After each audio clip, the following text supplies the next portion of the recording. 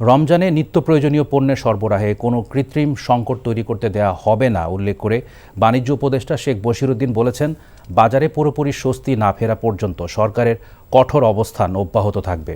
দুপুরে চট্টগ্রাম সার্কিট হাউসে বাজার পরিস্থিতি, টিসিবির পণ্য বিতরণের সার্বিক কার্যক্রম ও দ্রব্যমূল্য বিষয়ে মতবিনিময়ের সভা শেষে তিনি এসব কথা বলেন। ইতোমধ্যেই রমজানের বিভিন্ন পণ্যের আমদানি শুল্ক কমানো হয়েছে উল্লেখ করে বাজারে স্বস্তি আসবে বলে জানান বাণিজ্য উপদেষ্টা।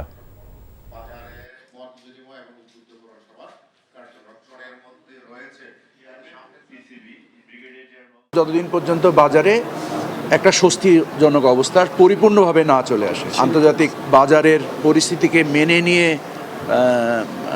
আমরা এটাকে সহনশীল করার জন্য আপনারা জানেন যে সামগ্রিকভাবে জাতীয় রাজস্ব বোর্ডের সহায়তায় আমরা বিভিন্ন পণ্যের শুল্ক কর হ্রাস করেছি।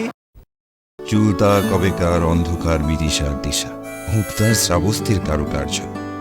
চেষ্টা করবেন রাত 9টার মধ্যে বাসায় চলে আসার। মেইন গেটে তালা লাগিয়ে দেওয়া হয়। প্রতিদিন কি তড়িঘড়ি করে বাড়িতে ফেরা সম্ভব?